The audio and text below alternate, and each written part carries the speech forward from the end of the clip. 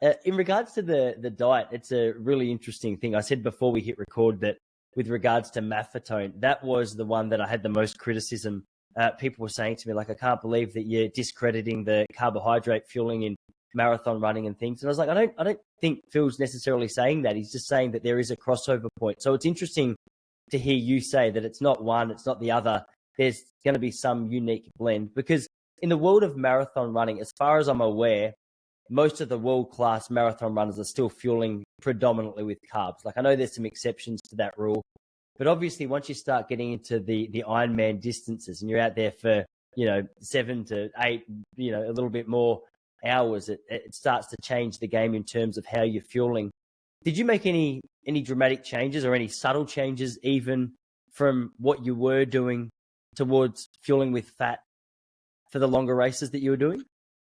No, I never fueled specifically with fat. It was all carbohydrate. Like I said, you have so much fat stored in your body that you got plenty of that to utilize in a race. I would take some medium chain triglyceride capsules with me, and that would sort of help keep that fat burning going.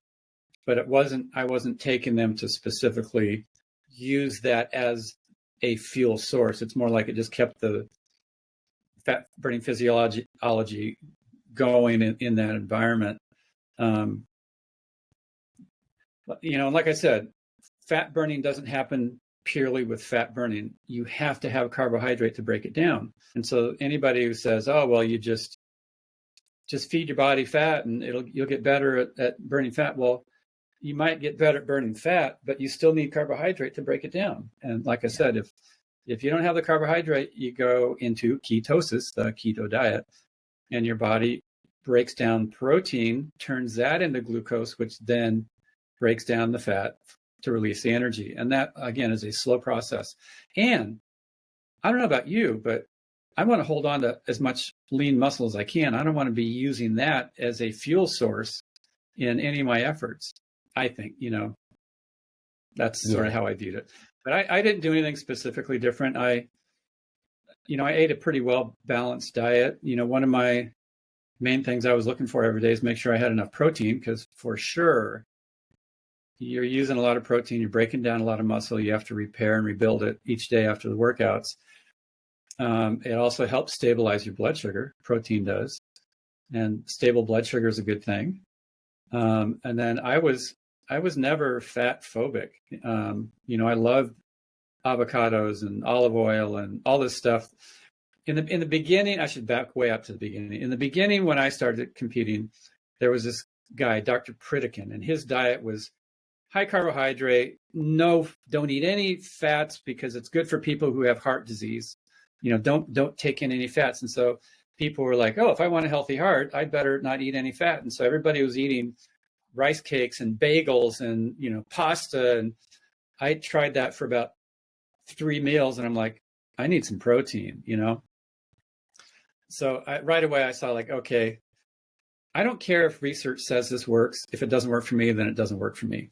And so I tried to use that as my experiment of one all the way through my career. I took what I felt had the most chance of actually delivering on the guarantee that it says it will do for you, and trying it out and see if it works, not just for a day or a week or a month, but over the course of a year.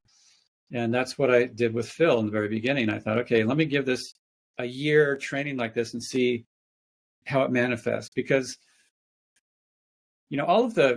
a lot of the research in sport physiology is done in a very isolated sense. Like they'll take a group of athletes and they'll have them do a specific protocol for a week or 2 weeks or 3 weeks, maybe even 6 weeks. But what you will get benefit from over the course of 3 weeks is very different. It's not always the same thing that you'll get benefit from doing over the course of 3 years. And so, I tried to look at it from that perspective too. Like, if you do track work, your VO2 max is going to go up. Great. So should I do track work all the time? Well, it works for 3 weeks, but if you do it every day for 3 years, you end up like I did, burning the match at too many ends, and people's careers ending too early when they had potential and all that kind of stuff. So again, I guess it's like you were saying, I guess I had that. Is it help not only just helping me today, but will it help me way down the road?